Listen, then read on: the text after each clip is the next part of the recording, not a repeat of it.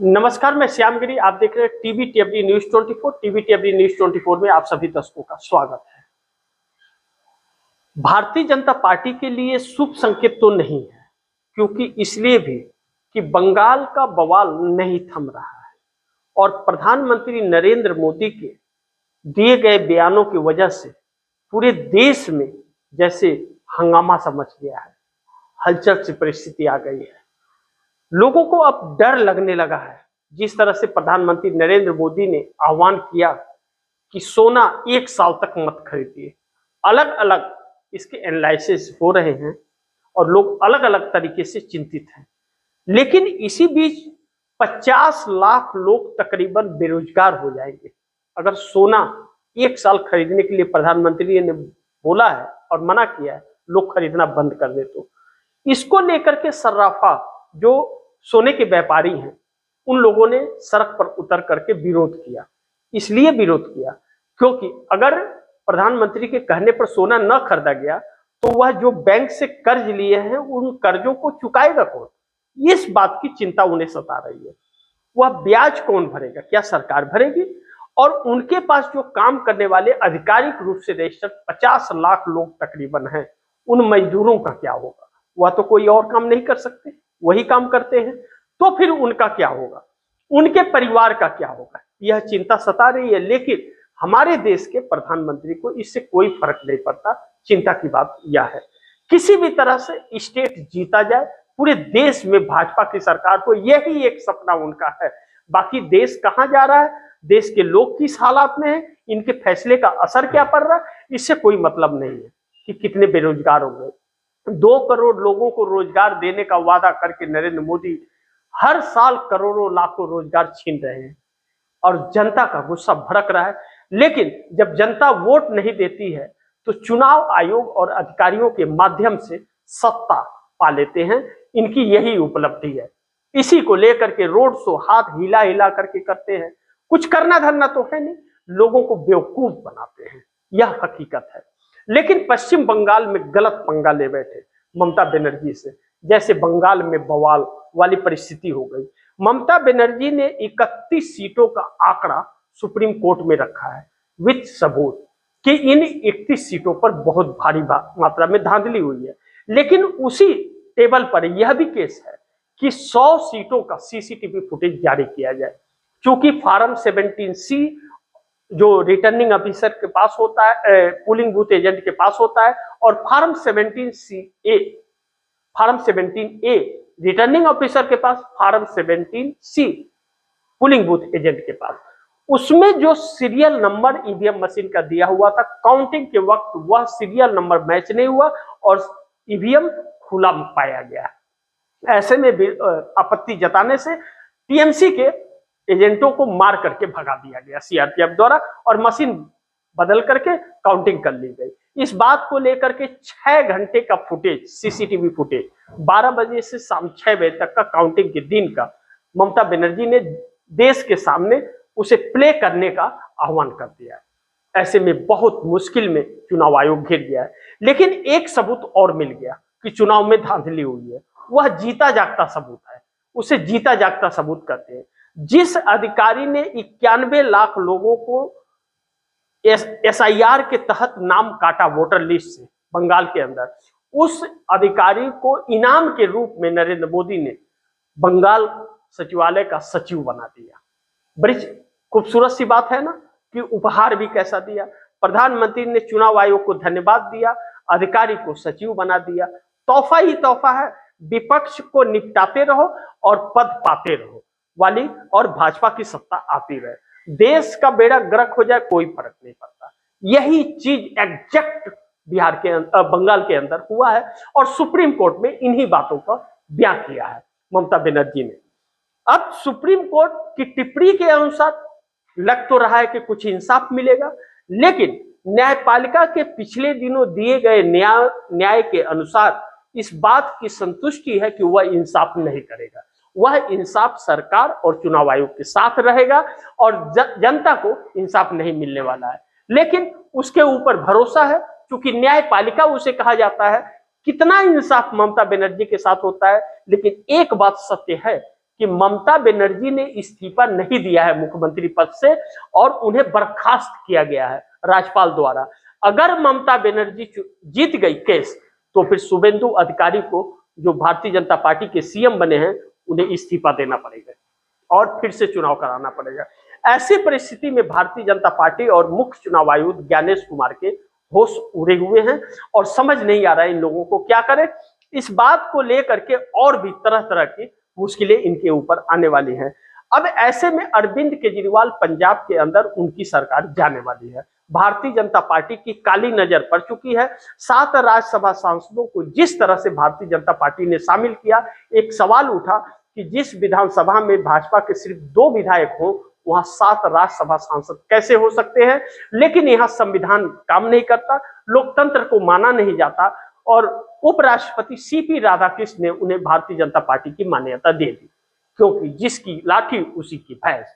अब ऐसे में अब उत्तर प्रदेश का चुनाव बंगाल चुनाव के बाद आ गया है।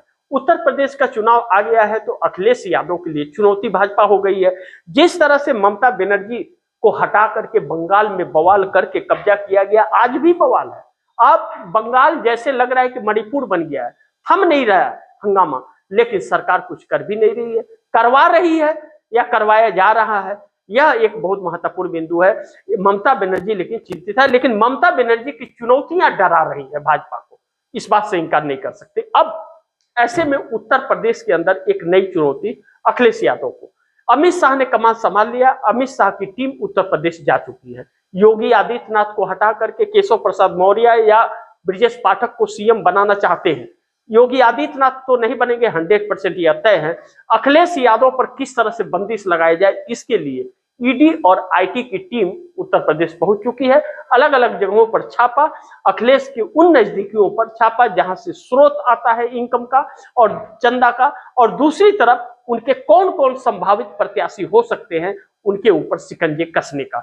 ऐसे में अखिलेश यादव के लिए एक चुनौती हो सकती है, लेकिन यह इसे एक आधार भी बनाया जा रहा है। इस बात से भी इंकार नहीं कर सकते कि जिस तरह से नरेंद्र मोदी ने सोना न खरीदने के लिए, जिस तरह से घर से काम करने के लिए, स्कूल बच्चों को न जाने के लिए, बाइक न चलाने के लिए, कार न चलाने के लिए बस का इस्तेमाल करें, ट्रेन का इस्तेमाल करें, मेट्रो का इस्तेमाल करें, साइकिल का इस्तेमाल करें, जिस तरह से कह रहे हैं, इसका मतलब देश में आपदा आने वाली है और युवा कहीं सड़क पर न उतर जाए।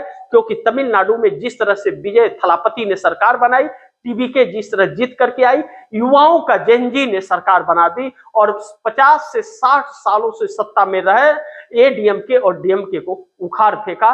भारतीय जनता पार्टी को इस बात का भी खौफ है कि अगर उत्तर प्रदेश में हो गया तो हिंदी भाषी जगहों में भाजपा का सुपड़ा साफ हो जाएगा। ऐसे में एनडीए का गठबंधन के अंदर बड़ा टकराव और टूट हो चुकी है। एनडीए में टूट की शुरुआत तमिलनाडु से हुई, जो एनडीए गठबंधन का अहम सहयोगी दल 25 से 30 सालों से एनडीए गठबंधन का हिस्सा है एडीएमके के 47 विधायकों में 30 विधायक टूट करके टीबीके विजय थलापति की पार्टी में शामिल हो गए। ऐसे में नरेंद्र मोदी को और शौक लगा है कि एनडीए के अंदर यह टूट की शुरुआत जो है यह कई राज्यों तक जाएगी। इसको लेकर के जिस तरह से एकनाथ शिंदे के साथ किया जा रहा है, अगर एकनाथ शिंदे को जिस तरह भारतीय जनता पार्टी में विलय करने के लिए प्रेशर दिया जा रहा है, जिस तरह से उनके लोगों को सताया जा रहा है, अगर एकनाथ शिंदे ने भी पिछले दिनों कहा था कि हमें एनडीए में रहना है या नहीं रहना है, इस पर मैं विचार करूंगा, लेकिन एकनाथ शिंदे के मंत्रियों को भी भारतीय जनता पार्टी के लोग सीढ़ियों से घसीट घसीट करके पीटते हैं और वह कुछ कर नहीं पाते क्योंकि भाजपा सुनती नहीं है। ऐसे में चिंता की बात है, अगर उनके भी टूटे तो संकट आ जाएगा। नीतीश कुमार बहुत खासे परेशान है, उनके पार्टी में लगातार एकदम बगावत की सुर और टकराव की स्थिति बनी हुई है। भारतीय जनता पार्टी ने बिहार के अंदर जिस तरह से नीतीश कुमार को सीएम की कुर्सी से हटा करके हथिया लिया है, नीतीश कुमार के कर्मों का फल हुआ है, क्योंकि नीतीश कुमार ने इस देश को धोखा दिया और भाजपा ने नीतीश को धोखा दिया। हिसाब बराबर है, लेकिन देश का इसमें क्या, देश तो वहीं के वहीं खड़ा है बर्बादी की कगार पर। ऐसे में नीतीश कुमार के 85 विधायक और 12 सांसद किसी काम के नहीं रह गए। इतनी बड़ी ताकत होकर के भी नीतीश कुमार असहाय हैं, यह देखना बड़ी महत्वपूर्ण है। लेकिन भारतीय जनता पार्टी नीतीश कुमार के ऊपर अब कहीं ना कहीं शिकंजा ऐसा कस लिया कि नीतीश कुमार न घर के न घाट के कहीं के नहीं बचे हुए हैं। कभी भी उनकी पार्टी कब्जा की जा सकती है, पूरी तरह से शिकंजा कस दिया गया है।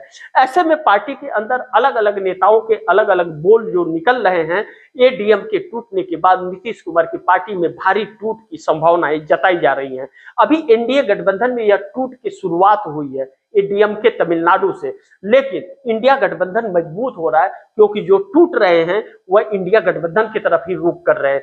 टीवी के विजय थलापति की पार्टी टीवी के इंडिया गठबंधन की हिस्सा बन चुकी है। कांग्रेस के सहमति और कांग्रेस के समर्थन से तमिलनाडु में सरकार बनी है। ऐसे में एडीएमके का टूट करके टीवी के विजय थलापति की पार्टी में आना और नीतीश कुमार की पार्टी में टकराव होना इस बात की तरफ संकेत करता है कि अगर टूटे तो वह फिर इंडिया गठबंधन और मजबूत होगा। इसलिए नीतीश कुमार भी चिंतित है। कहा जा रहा है गुप्त बैठकें हो रही हैं, क्या बैठक का फैसला होगा आने वाला वक्त बताएगा। लेकिन दूसरी तरफ चंद्रबाबू नायडू की मुश्किलें लगातार बढ़ती जा रही हैं। एडीएम के टूटने के बाद चंद्रबाबू नायडू की धड़कनें तेज हो गई हैं, क्योंकि भारतीय जनता पार्टी पर भरोसा और विश्वास नहीं कर सकते। वह भरोसे के लायक नहीं है, क्योंकि जो भरोसा करता है उसे खत्म कर देती है। नवीन पटनायक बीजू जनता दल उड़ीसा की उदाहरण है, उद्धव ठाकरे महाराष्ट्र में उदाहरण है कि उद्धव ठाकरे की शिवसेना ही पार्टी ही छीन ली और एकनाथ शिंदे को सौंप दी। नवीन पटनायक बीजू जनता दल के उड़ीसा के अंदर उनकी पार्टी को ऐसे गर्क में पहुंचा दिया है कि वह कभी उठ नहीं पाएंगे। भारतीय जनता पार्टी ने साथ रह करके जिस थाली में खाया उसी में छेद किया, नवीन पटनायक को सत्ता से उखाड़ फेंका। नीतीश कुमार के साथ भी यही किया भारतीय जनता पार्टी ने। नीतीश कुमार के साथ रह करके 25 सालों की दोस्ती एक झटके में मक्खी की तरह नीतीश कुमार को निकाल करके फेंक दिया। जैसे अडानी को साइड लगा दिया, नीतीश को भी साइड लगा दिया। पार्टी के अंदर टकराव है और पार्टी कभी भी टूट बिखर सकती है। और अब प्रेशर इस बात की कि 12 सांसद और 85 विधायक है उसके पास, विधायक जिधर भी जाए 12 सांसद भाजपा में आ जाए, इस बात को लेकर प्रेशराइज है। नीतीश कुमार इस बात को समझते हैं और बैठकों का क्या रिजल्ट निकलता है यह भी देखना महत्वपूर्ण होगा। लेकिन चंद्रबाबू नायडू की मुश्किलें कई तरफ से बढ़ गई। जिस तरह से चंद्रबाबू नायडू एडीएम के टूटने के बाद में एक धड़कनें उनकी तेज हो गई हैं, नरेंद्र मोदी के ऊपर भरोसा नहीं कर सकते। चारों तरफ से मोदी घिरे हुए हैं। जिस तरह से महंगाई की मार पड़ने वाली है, कहा जा रहा है 50 रुपया लीटर पेट्रोल बढ़ सकता है, बढ़ोतरी हो सकती है, जिसका सीधा असर आम लोगों के जीवन पर पड़ेगा। और सोना न खरीदने का ऐलान करके 50 लाख लोगों को बेघर कर दिया और लाखों व्यापारियों को बेघर कर दिया।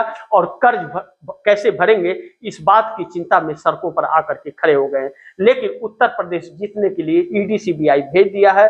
पंजाब की सरकार गिराने के लिए ईडी सीबीआई का इस्तेमाल हो रहा है। चंद्रबाबू नायडू के पास 18 सांसदों की ताकत होते हुए भी वह क्या फैसला लेंगे यह निर्णायक यह देखने वाली होगी। लेकिन चंद्रबाबू नायडू की धड़कनें इसलिए भी बढ़ रही है कि मोदी को संभाले या कांग्रेस को संभाले। साउथ में जिस तरह से कांग्रेस पैर पसार रही है, राहुल गांधी का वजूद बढ़ रहा है, इंडिया गठबंधन मजबूत हो रहा है, टूटते टूटते एकजुट हो जा रहा है, वह चंद्रबाबू नायडू को सता रहा है कि 2029 में अगर समस्या खड़ी हो गई तो फिर सत्ता में वापसी बहुत मुश्किल हो जाएगी।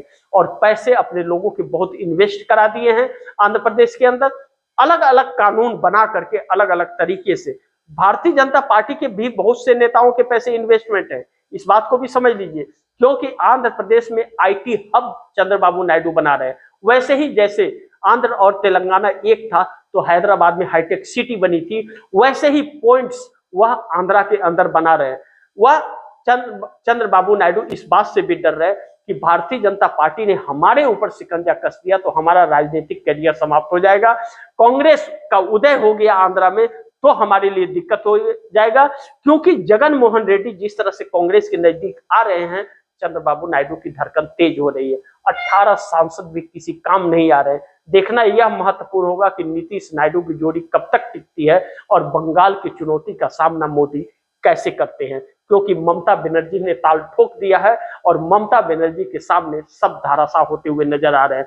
ममता बनर्जी ने जो फार्मूला अपनाया, TMC plus Congress plus left is equal to BJP out, वह बंगाल के अंदर इस फार्मूले से गठबंधन कर रही है। और इंडिया गठबंधन जो बिखर रहा था उसी इंडिया गठबंधन को एक कर दिया। एनडीए में टूट की शुरुआत, नीतीश नायडू की चिंताएं बढ़ने लगी हैं। बाकी आप दर्शकों की क्या राय है, आपके क्या सुझाव है, कमेंट बॉक्स में जरूर दीजिएगा। इस खबर को ज्यादा से ज्यादा शेयर कीजिए, अपने दोस्तों को भी कहिए आगे शेयर करें। और आपने टीवीटीएफडी न्यूज 24 को सब्सक्राइब नहीं किया, सब्सक्राइब कर लीजिए, अपने दोस्तों को भी कहिएगा सब्सक्राइब करें। मिलते हैं अगली खबर के साथ, तब तक के लिए नमस्कार।